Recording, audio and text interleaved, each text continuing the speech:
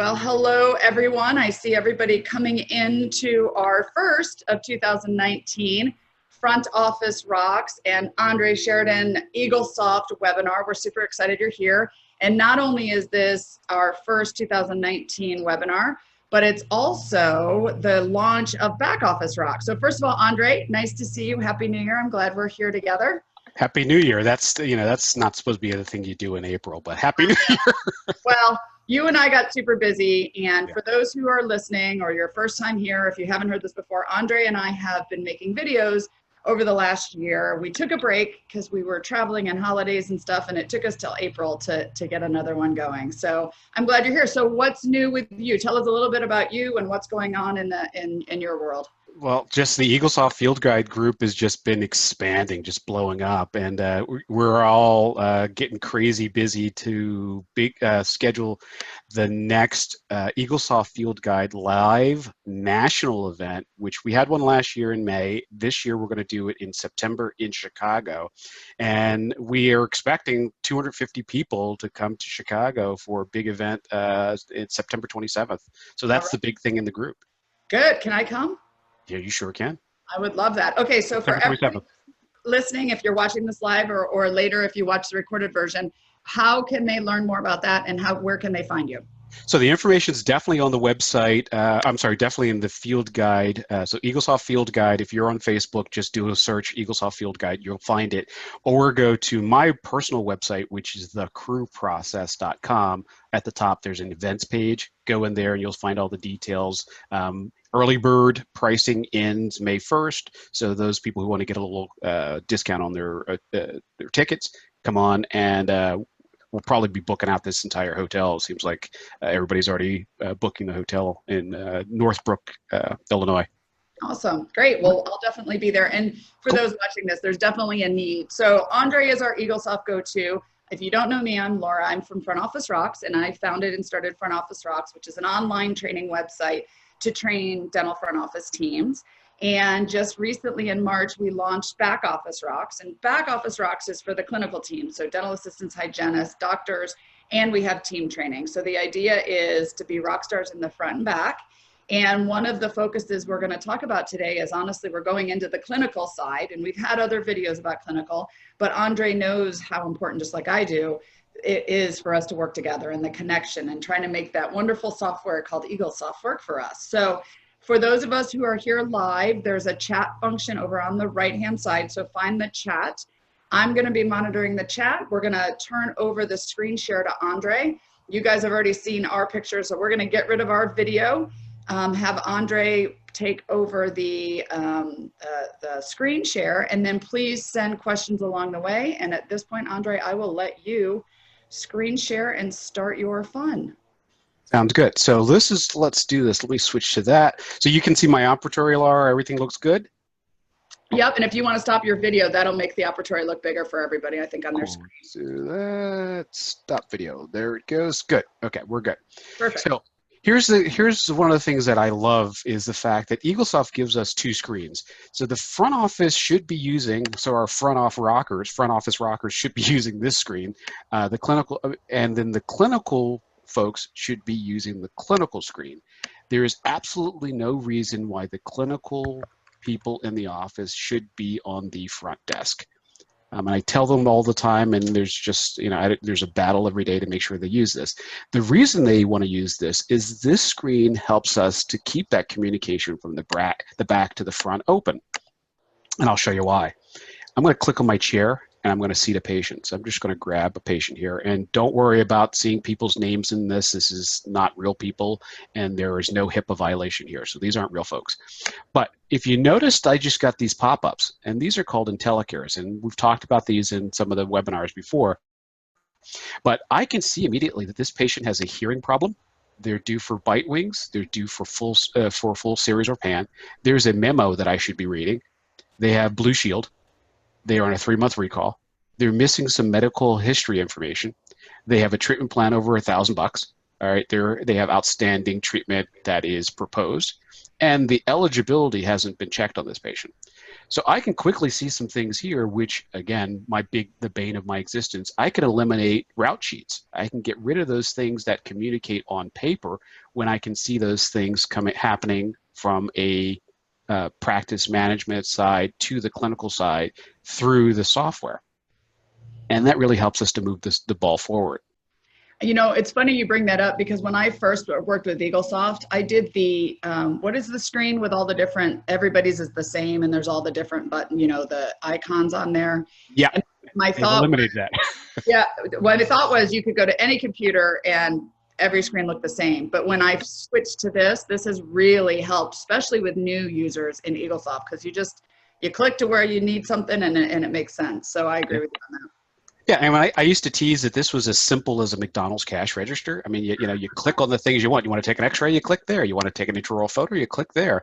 It used to be that simplistic, but you know, as we've gotten better and better with utilizing the software, people tend to work from the schedule, which is fine, but you won't be able to see these kinds of things on the schedule. Right. Cool. So from here, let's take a dive into the chart. Now, this is the way I always work when I'm in an operatory. So I've got my my IntelliCares here. I've got my charting here. And then did you notice what I've got down here? So I had a question this morning in the Eaglesoft Field Guide about what happens when a predetermination comes back. Well, you know, you could write it down on something. You could put a Post-it someplace. You know, somebody's suggestion was to put it on a route sheet. Well, I've got it right there. So if I clicked on number 4, well, there's the predetermination right there. I'm going to open it full size. I've got my predetermination right there. So why would I need to have it on paper when I've got it right here in my system attached to the tooth, and I automatically know that the pre-D is back? So what do you recommend putting in there? Pre-Ds? How about like letters from specialists, or what are your guidelines of what should be done that way? So here's a good example. So here's number 3. There's a crown with a custom abutment and a implant that was referred out. Well, good question. Did the person ever have the implant done? Well, right down here, there's the letter from the specialist that says if it was done or not. Okay. Right? How do they scan and get it in there? So through your imaging module, I'm going to open this up. Hopefully you can see this imaging module. I'm just going to do a new exam. And you see, I've got some templates set up, just like I would have 2 bite wings, 4 bite wings. I've got scan documents. And I would just right-click, acquire from scanner. It goes directly in, and then I would connect the tooth number down here to the corresponding tooth number in that letter or document. So with the flow of that, do you recommend for office flow that when letters come in, when things come in, it gets automatically done on the front and attached this way?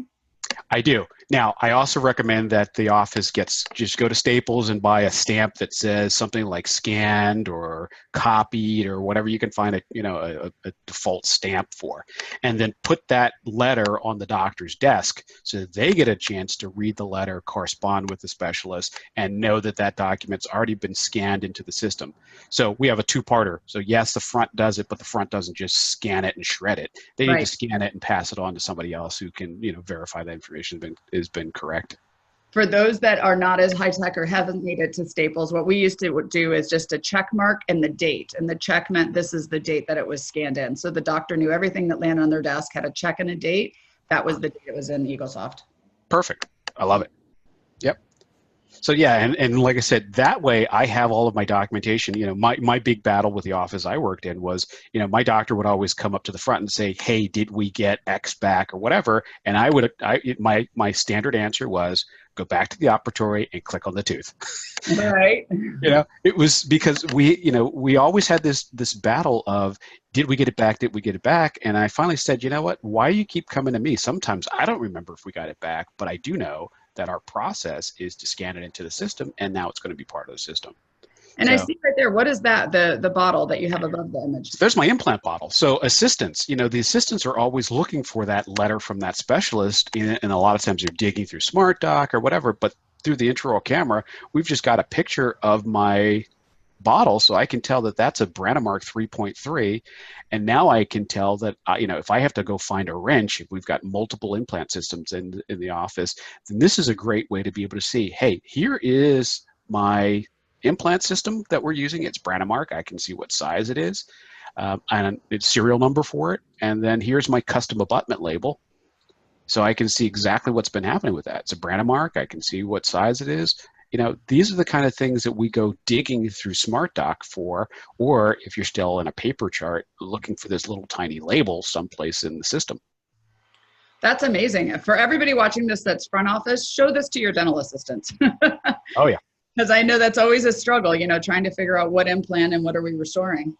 Yeah, and my biggest concern with people who are scanning stuff into SmartDoc, and I'm going to open my SmartDoc here and just give an example. So here's treatment plans and a bunch of other things that are in SmartDoc. Depending on who saved it and who renamed it, this could be anything. But I could actually right-click and remove this document, all right, and it's gone forever. There's no way to recover it. You know, what if I was thinking, oh, this was for Bob and not for Mary? I want to move this. Well, there's no way to move it. And if I right-click and I deleted it, it's gone. What's the transfer document that's right below? Well, the transfer, you could do that. But what I'm saying is if you didn't realize it and you removed it for any reason, there's no recovery. It's gone. Yeah. So I'm not a big fan of stuff in SmartDoc. And again, because over time this gets bogged down with information. Yeah. The beauty of having it here is if I right-click or if I deleted this image, it goes into our imaging recycling bin, and I can always get it back. Oh, nice. Now, image recycling bin, since you're bringing that up, do you recommend cleaning that out at any given times?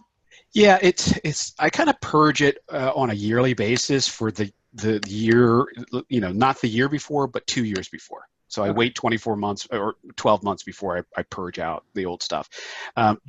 It's also, the image recycling bin is also a great tool for the office to use to find out information like if you have a new assistant, is that assistant taking 22 films to get an 18th series?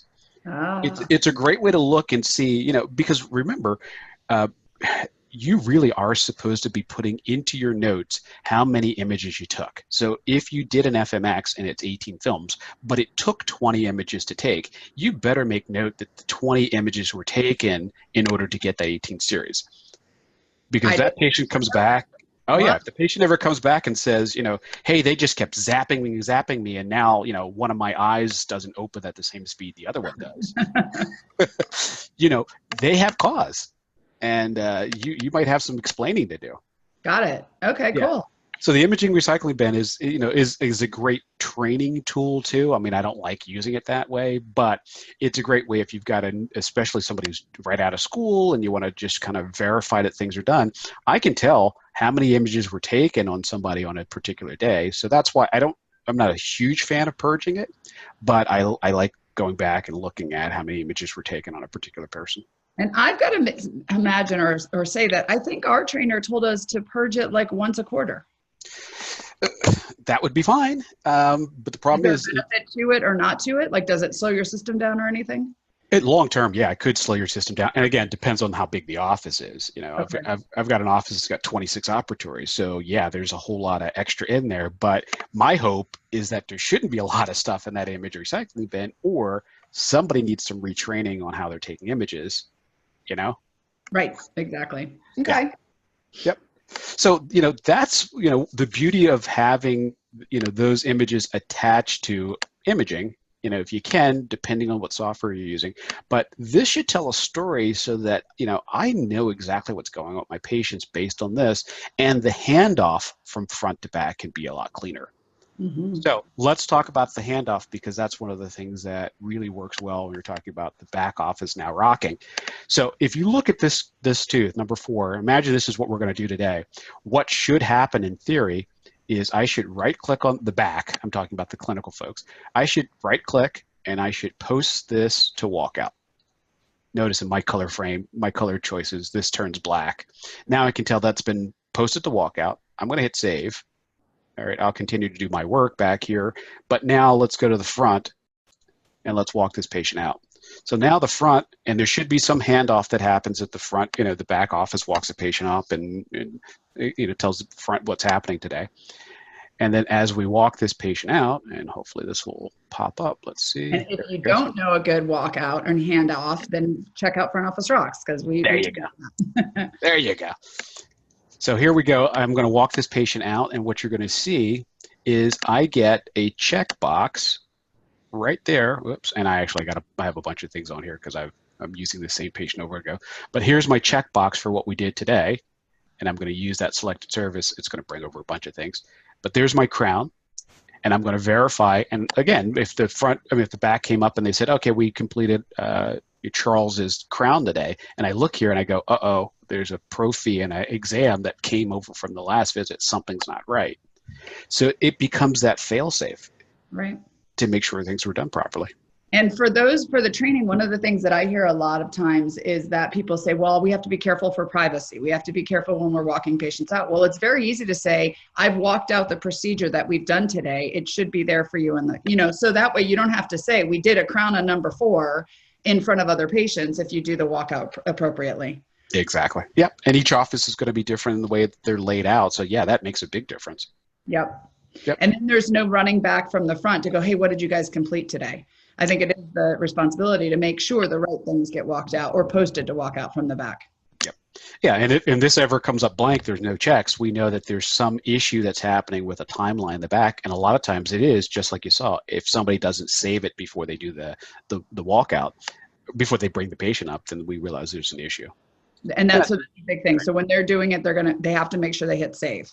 Exactly. Yeah. And I'm, maybe it's just my OCD, but I tend to hit save almost every time I go through anything here. I just continue to hit save as I go, because that also queues up things so that the front can utilize it.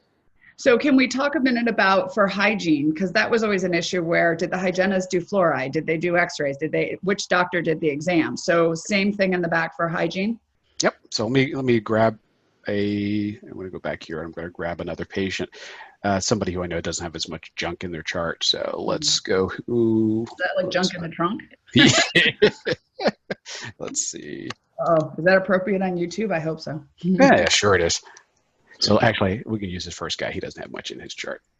So let's do this. And let's say this guy is actually scheduled because he has nothing here. So let's actually schedule him for a new patient exam. So we're going to propose these things that we would typically do in a new patient visit. All right, now the patient comes in, and here is the evaluation, the FMX, the intraoral photos, and then the prophy and the periodontal charting. I've created a code there so I can track my perio charting.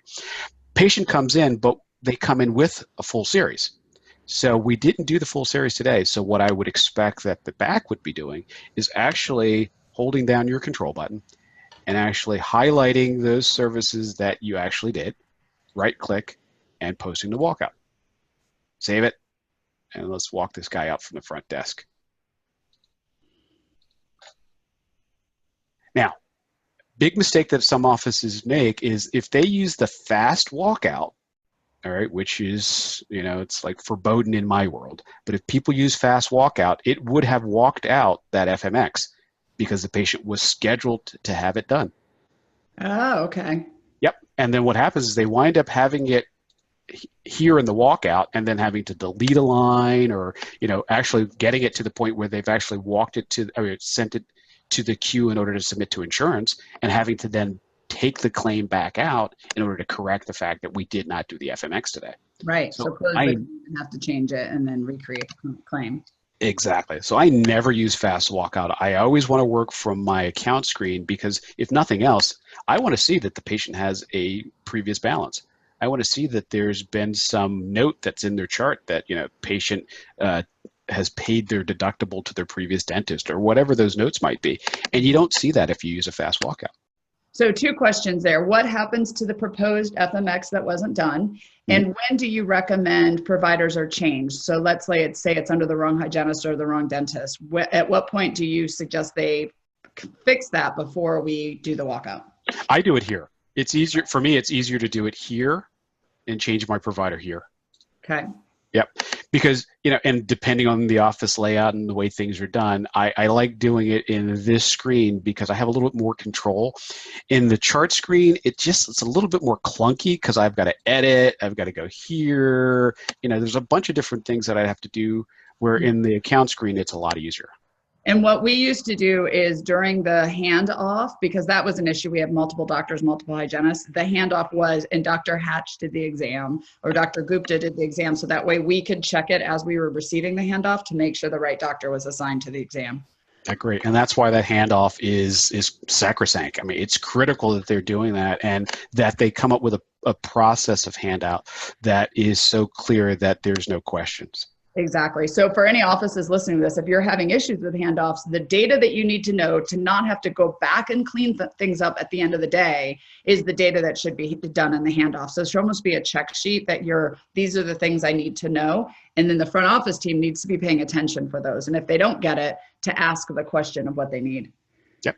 And one of the things that really works well, and this is something I was working with a big office recently about, is in your schedule, you guys need to be utilizing a really simple tool. And I'm going to go to March 6th. I know I have patients in that day. So if you look at my day, I'm looking at procedures now. And I can tell what procedures are coming in based on the colors. Now, there's an AP button up here. So I go from the appointment types to the providers who are doing those appointments. And if I hit that button, based on the way my schedule's set up, this doctor over here is this blue color. So I can tell there's a patient coming in right here who's scheduled with this doctor, but he's done at 1 o'clock. So I know the walkout's not going to work out properly. I also see that there's an exam here, an exam here, and an exam here that are done by this blue doctor who's gone at 1 o'clock. So it's not possible for that to happen. And I can see this hygienist, Barbara, is purple, but she's got a patient scheduled down there. Right. So in the morning before you even do anything, go in here and just change that AP so you're looking at providers and fix the providers who are with the wrong patients. So the front office team, really in my office, we were on the appointment type. So we could see if we had primaries and secondaries and prophies and perio. And then in the back in the clinical and during the huddle, we were on the provider type. And this is actually one of the things we did is as we went through the day and we had multiple doctors, but if we knew certain doctors needed to do an exam for a certain patient or another doctor was going to be really busy and that the second doctor would be doing the exams, we tried to plan ahead with those colors. Now it didn't always work out that way, but we were kind of planning the day on like who has the most time to be doing these exams with their other production going on. Exactly, and that's what we're hoping for. And we all know all those people who have worked at the front desk know that your best hope is to try to create sort of an 80-20 rule where you're only having to fix 20% of the problems that happen in the day. And this is the kind of thing that could actually fix those kinds of issues. Right. Exactly. Yep. Especially when you have multiple providers. Yep. So the other things that we can do to help that, that sort of pass through from front to back are things that are really, really simple. Since we're on the schedule, some things like this, and I'm going to go back to my AP since it's a little easier to see. See that little arrow right there? Mm-hmm. I hope some people are utilizing that. What this lets me know is this patient, Claire, actually has an appointment not only in the hygiene chair, but also in the doctor's chair. So it looks like they're going back and forth through that arrow. Oh. And that's a really simple thing. Within every patient's appointment, there is something called prefix, and there's a prefix field. And all I do is put dash, dash, dash, and anything in between those, anything that you put in that space for prefix shows up with little arrows around it. So you can see down here, Shirley has lab work out. So before there was a beaker, that's the way I would sort of put my lab work into the schedule. But offices will even do things like put NP for new patient, and that would show up. Interesting. Yep. We always put in notes, in hygiene before or in doctor after. So that's an easy way to put that in there. Yep. And the problem with notes is depending on how big the appointment is, how long it is, and depending on what else you have written there, it could get pushed off the screen. Like here, it might get pushed off the screen. You might not even see it.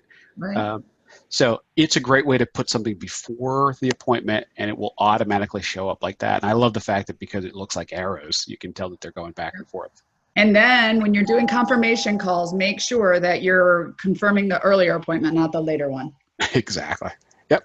And while we're on that, for confirmations, for my new patients, I always actually schedule them 10 minutes early because you've been telling somebody to come early, you've been telling them to come early, tell them to come early, and then all of a sudden they get a text or some electronic communication, and now they're being told to come at the time that they were originally scheduled for. So I always take my patients and just stagger them by 10 minutes so that the electronic communication they get always has a 10-minute earlier time to come in. Awesome. Yep. Now, you mentioned lab case, and I don't know if this is a good time to put it or not, but we're talking about the flow between the front and the back. That's the focus today. You have lab in there. Does that mean they have a lab case? It's in, it's not in? That's always been an issue. Like, oh, their lab case isn't here, and we don't know until the morning huddle. Yeah. So what I always did, and again, I've been using Eaglesoft such a long time before the lab tracker was in. So I would write stuff like LI for my lab in and LO for my lab out. That was my original way of sort of tracking that kind of thing. And then that way, when I looked at my schedule, I could automatically tell if my lab work was out or not. Now, when it became lab in, does the front office check it in when the case is delivered, or do we wait till the doctor or the assistant has approved the case? What's your suggestion on that? I like having somebody who's sort of, the lab manager, somebody who's in charge of all those boxes at the back. So the front, I might check it in because, UPS hands it to the front office. But I think somebody in the office needs to be ultimately in charge of reviewing that case, making sure everything looks good, make sure it's ready to insert or ready to deliver. And they're the person that actually updates that lab case to show, just like this guy up here, Cameron, to show that that is actually back. And because you see what it says finished lab case. And maybe that just came back for the die to be trimmed, Right. So, a lot of times those lab boxes come back and, us front desk people assume that the case is back. Yeah. It's really not. So so you're saying you would suggest new patients, the arrows, the lab. Is there anything else in that prefix that would help offices? Nitrous. Oh, okay. In 2.0. And again, a lot of this I can tell because I use the IntelliCares. I have offices that just refuse to use the IntelliCare. They say, oh, it's too much stuff on the schedule. So I have all those things that show up because right there, my new patient automatically shows up. So I don't need to have that. Same thing for Nitrous. I automatically have those things show up. But those offices who want to utilize that field, you can utilize that for Nitrous, for new patients, for, shared. I also have, let's see if I don't have it on here, but anytime I schedule a family, here's the partridges, I actually put fam on here. So I know there's multiple people from the same family coming in. Wow, so smart. So what I suggest, and the thing is if you're going to do something like this, have a code that everybody who would be messing with the schedule or working in the schedule knows what that means. Because if you're the only one doing it and there's 3 other people in the front and you know the code but nobody else does, it doesn't do anybody any good. Yeah, and just as a, sort of a risk management suggestion, anytime you're making any kind of, sort of little codes in your office, there needs to be a key written down someplace in the office. Even if you're just saying like fluoride as opposed to FLX, whatever it is, it needs to be written down as a code. You need a sheet, you get an Excel spreadsheet or something like that, where you're writing down the codes and what the meanings are. And then train your new employees on it, because half the time we hear 3 months in, they're like, oh, I had no idea that's what that meant. Yeah. Yeah, I was in an office recently, and their FMX was FMS, and I kept looking at the screen, going, "Okay, what is this FMS? What is this FMS?" And it finally dawned on me. But imagine if I'm a new employee, it would take me a couple hours before I can even get up to speed. Right? Maybe I'm too shy to ask the question. Right, and the combination between the front and the back. And you had a good point early on when we talked about this. The more we can work together to communicate and use Eaglesoft between the front and the back, the better it's going to be. If the back has one way of doing things and the front has a different way, then we're like working in 2 different environments instead of working together. Yeah. Yeah. And, one of the great things also is, and I'm sure you're a proponent of this, is having the photos of the patients in your system. And a lot of times those things, it falls through the cracks because patients come in and they don't want to take a photo. They came to the dentist before they go to the hairdresser and they don't want to get a photo taken. Well, one of the things I've always done is actually scan driver's licenses.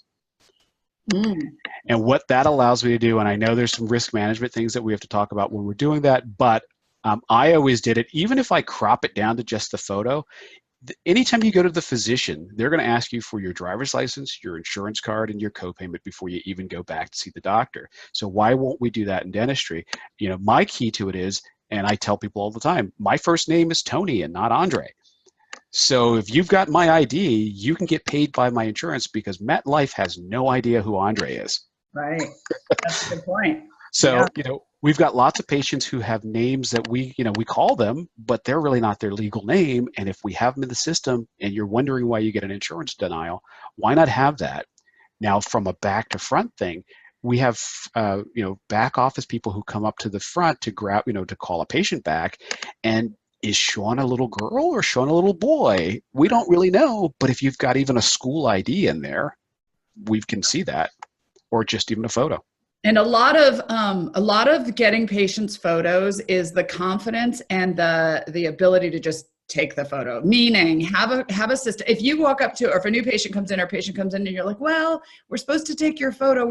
That's part of our policy." They're probably going to be more hesitant. If it's just part of your process and you're confident with it, patients are not going to flinch. Just like you said, they're used to having something like that done. Scan their license, take a photo at medical offices. One thing we did is we did have some patients who refused to give us their picture. And every time they came in, we'd ask them, and they'd get upset with us because they really didn't want their picture. So we have an Elvis in our office, an Elvis statue, and we have a picture of Elvis. So if we really had a patient, we've got those kind of pain in the behind patients who really refuse, we would put the picture of Elvis in. That way we knew we asked, and I didn't, as an office manager, didn't have to get on the team for not getting it. We knew we asked, and the patient didn't want the picture. Yep. And the way I've gotten around that is in my, let's see if I can pull it up here. In my imaging, the same way I would bring that photo, I actually have, the silhouette photo that Facebook uses. I actually have that, and it says photo, no photo requested. So same idea, and I just scan it right into the system. So that's the perfect way to do it. Yep, great. But there's got to be a system, and everybody has to know. Otherwise, we don't know what's going on. Yep. So let's take a look at, let me go back to my front office, and let's do this because, a lot of what we do is try to figure out how we can get information from the front to the back. And a lot of that sometimes are just personal notes about patients. So again, from my schedule, we're going to see some things like, let me see if anybody has one. Okay, so right there, there's a little Post-it that says patient has information in the memo field. So if you didn't know, within every patient's information, there is a memo button. All right, and that's a great place to store information about a patient. So if you can see mine, it says PIA won't stop talking during appointment, always asked to come 15 minutes early. So that's a great note about the patient, but we don't want that popping up around the system. Right. So what you can see is if I've got a memo there, it turns into a memo. And now I can tell from my screen that this guy has a memo and this guy has a memo. All right, so let's just see what that memo says. And now I can one click on the patient, one click on the memo. Going to Disney with kids June 17, ask them about their trip. So now we have that. Only seen from the chart or in edit patient, or can it be, from the schedule or edit patient or anywhere else? It can be seen from almost any place else. And, I always tell everybody, my rule with Eaglesoft is you should be able to get to wherever you want to go from at least 1 to 2 clicks. So right here in the bottom of your chart, there's patient memo. Got it. All right. Now, very important key to this. If there is a memo, make sure that when you're reading this, you have your chest to the screen and your back to the patient and you're blocking the view because it may say something in there very personal that you don't want somebody to see. And be careful what you put in there. So we want to make sure that we're not actually, just saying real negative things about our patients. But yeah, if there's something about patient being really fearful or something, and we don't really want to pop that up in front of them, then that's a great place to put it. Yep. Yeah, and anytime you have anything like that, one of the questions in the medical history form is psychiatric care. There are ways that we can have these IntelliCares that you guys are seeing, connected to those things. But something like psychiatric care, I've had offices that do things that I just go, how could you ever do that? But every single let me go here to medical history alerts. Every single one of these medical history alerts can be tied to an icon. And let's just see blood disease. So I've got little blood drops that are showing there. you can tie those to things, but at the same time, let me just edit that again and browse. There are things that are in the system, like there is a devil. Where is it? There's a devil. Don't ever connect that to a kid who's got some behavior management problems. You know, seeing that on your schedule or seeing it someplace else, a parent could be really upset. Right. You know, there are some things by default that come out of the box from Eaglesoft. There's a polecat, a skunk. Don't ever put that on somebody's chart. Actually, you know what we did for ours, and I teach this when I speak, for the skunk, we put that on really bad insurance plans. So what that basically meant is their insurance stinks.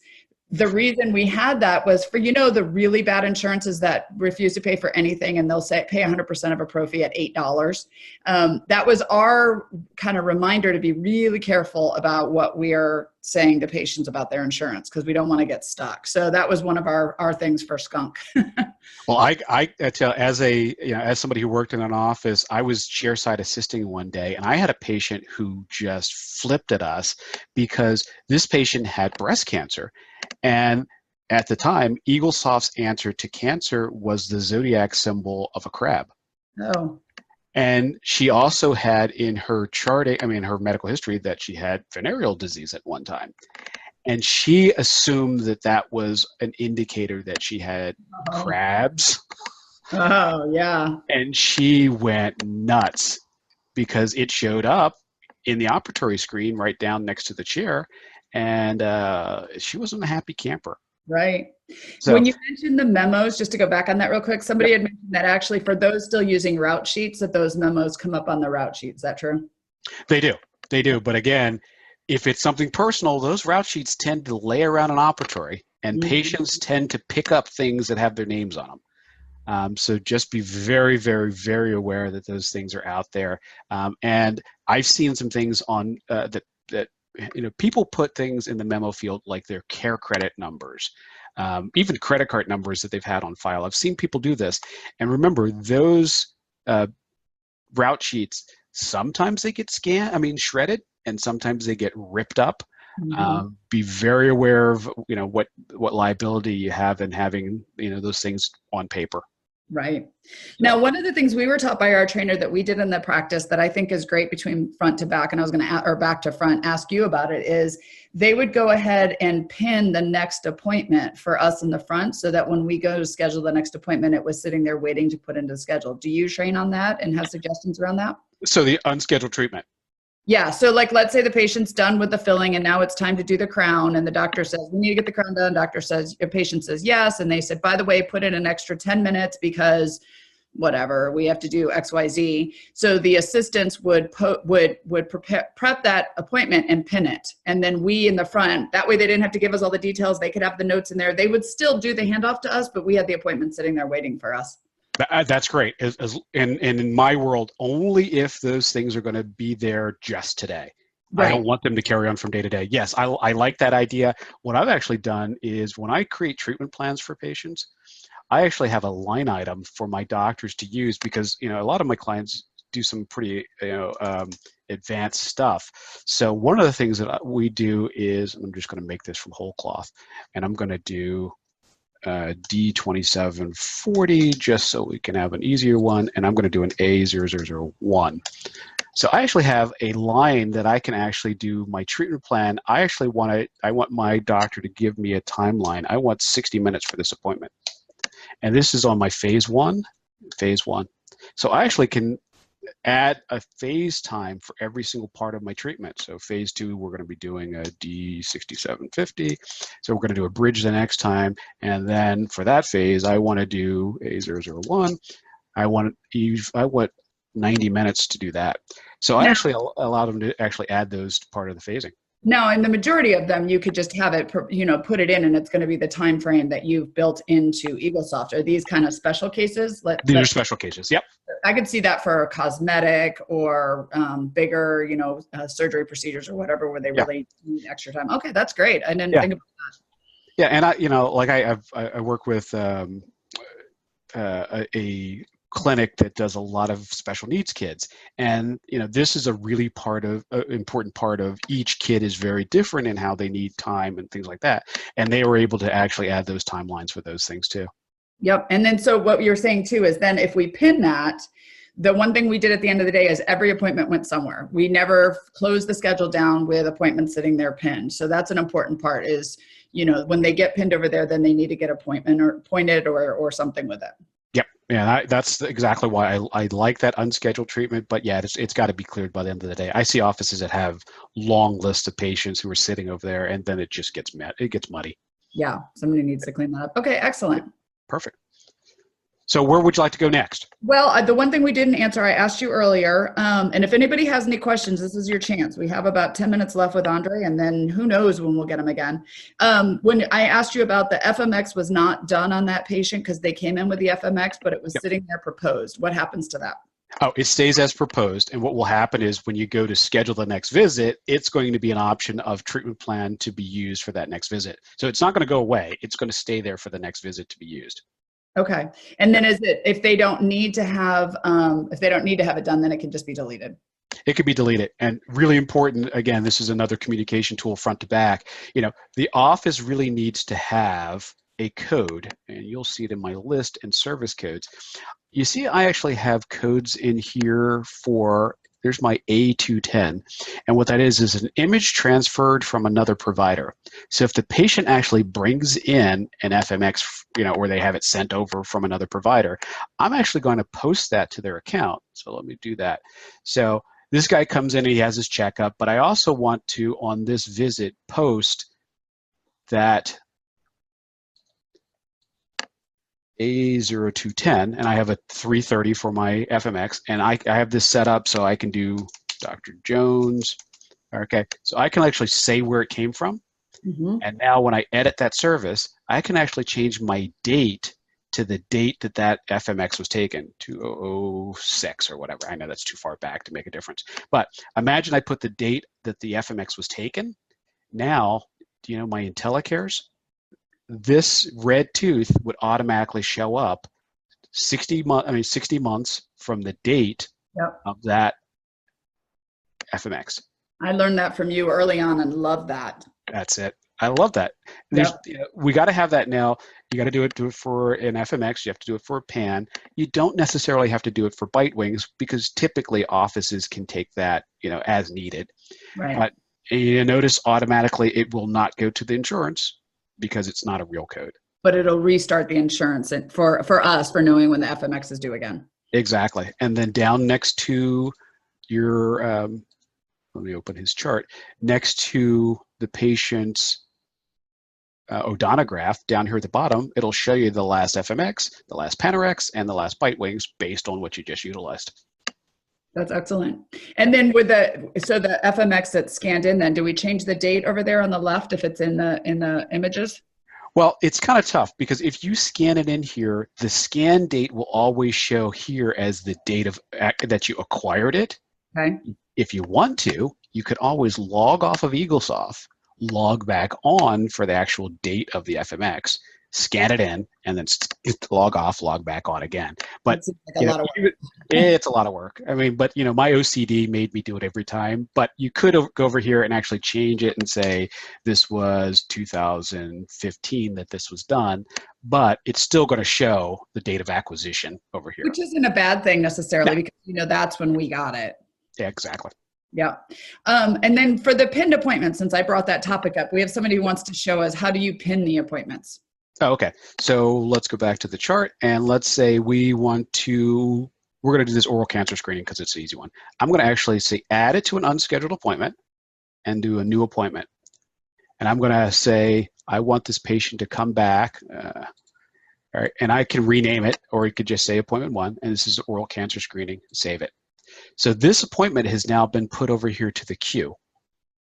And now patient comes to the front desk, I could just take that appointment and just drag it into my schedule where I want to schedule it.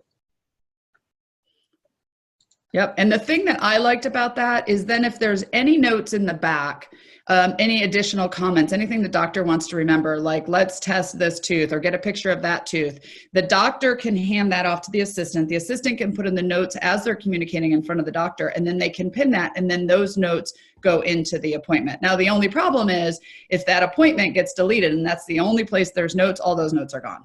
Exactly. Yeah, Yep. so you still want to make sure the notes get in somewhere else. But yeah, that's a great way to do that. But then again, like you said, to be careful, at the end of the day, when you're cleaning house and you're at the end of the day doing stuff, you need to make sure that those appointments all go somewhere or those notes go somewhere so you don't have a long list of pinned appointments. Exactly. Awesome. All right, do you have any other tips or tricks for us? Lots of them.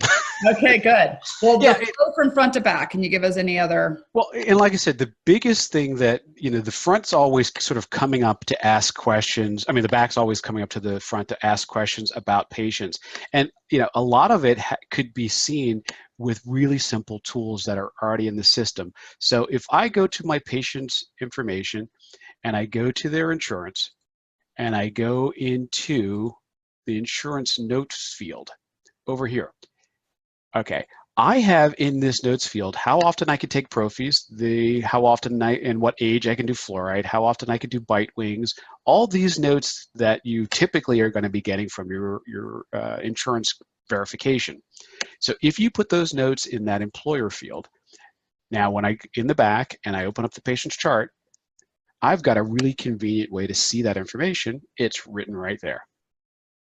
And for anybody watching this, especially if you're a clinical person, we've done other videos, so you can find them in the YouTube channel or anywhere you found this one and see how to do that, because it's a easier process in the front, and then it's there for you in the back.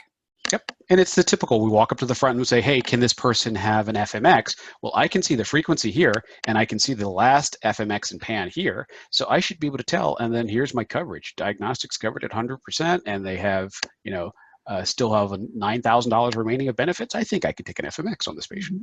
Now, a couple things on this that I think is really important is I like this because it can't be edited from here. Exactly. One of the things for me, because I didn't necessarily think the clinic, just like you don't want me editing too much in the back, I don't want you able to edit from the front, the stuff we do.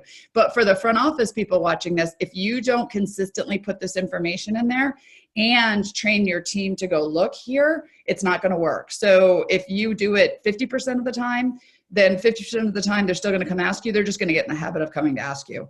You need to be doing it as much as possible, if not 100% of the time. And then you need to train them. Go look, go check the insurance button, go to the back. And because otherwise, if you keep answering for them, they're just going to keep coming to you. And we know that, I've always trained my doctors that, the key to great software utilization is if they ever have to break focus, if they've got to look up, if my assistants ever have to get out of their chair, there's a problem with the process that we have in the office. So the office, once they have this screen open, if they have any questions that are that back and front connection, they should be able to look right in the screen and did we get our pre-D back? Is there coverage for certain things? They should never have to leave this screen. In working with a patient, and this might sound crazy, you don't ever have to take your hand off of a mouse. Right. And this is something, honestly, because I teach on, getting together with your team and going through schedule. I think you should also get your team together and go through this and say, what part of these things that Andre's teaching us do we want to use in the practice and how are we going to implement it? So now, Andre, somebody wanted to know, could you go back over how you add, because I think that's super important, how you add another template under the advanced imaging to copy any documents in, like implants and letters and stuff? Okay, so there is at the bottom of all of these, actually I have to go to new exams. At the bottom it says other templates. Click on that. And remember, you have to have the security profile clearance in order to be able to do this. I'm going to hit new, give it a name. And I always put period for the things that I want to go to the top of my list. And because I'm at the front, I want things on the top. So scanned document, or actually if you always get Indo letters from a particular doctor, go ahead and make yourself a template up for that. And I'm going to go to custom setup, and I'm just going to click on the box, and you see how it says right there from the scanner. Yep. And hit OK. Done. And the best thing about this, and those people who scan to SmartDoc, remember when you scan to SmartDoc, you scan, you have to give it a name, you have to put it into a document group, you have to hit save. In this, all I have to do is right-click, acquire from file, and I'm just going to grab a picture that I have here, right? So there's my document, connect it to a tooth, and save. I'm done. It's that fast. That's great. I think and the biggest thing is actually make sure you're connecting it to a tooth. You have to. Otherwise, it won't pop up. Yep. And remember, everybody, the question that always comes up is, what if there's multiple teeth? Well, okay, if this is about the patient's third molars and they had them extracted, just connect all thirds. What if they do not connect it to a tooth? Can it be seen by not clicking on a tooth through chart? Let's say someone forgot. Okay, so if you're in the modern versions of Eaglesoft, so let's just call it the latest versions, it will show up here, and I have to refresh this, but it will show up, any new image will show up over there eventually. But yeah, it's only going to show there. Got it. And then we could still go in, and if they forgot to put it to a tooth, you could still go in and edit it then and connect it to the right tooth. Yep. There you go. So I can go back and scan it, and connect it. Okay, great. Yep. So there is, if you've got, new people doing this or whatever, there is a way to clean it up. But a lot of it is, I think getting the system on the front end to work the right way is going to save you, which is really important, because when we're really in the crunch of the day and there's patients there and we need to find the info, that's where taking the time on the front end really makes a difference during the regular time of the day. Yeah, and it's critical because there are things like, when we at the front desk are trying to process claims and we need a photo attached and an x-ray attached, a lot of times we can't read, tooth numbers from x-rays. So it's great if they're already connected and I can see there's an intraoral photo of that tooth, and, it's great if we have those things already connected to a tooth number, so I can quickly attach it to a claim. Awesome. Great. Well, any other final thoughts for anybody listening to this, or if you're watching this later?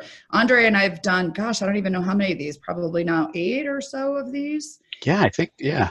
And we've hit a lot of what we think is important, but we want to hear from you guys. So if you guys want to know more or go into an area deeper, please let us know. Andre, any other words of advice between, the front and the back and using Eaglesoft to help us get more efficient between the two groups? Well, the biggest thing that I always suggest is, you've got to dig deep and you've got to squeeze all the juice out of this. The more you do, the more you're going to learn, the more you see. Just like my chart, there's absolutely no reason for me to read notes, to dig into files or anything like that. If I see it on my screen, I know it's there. Right.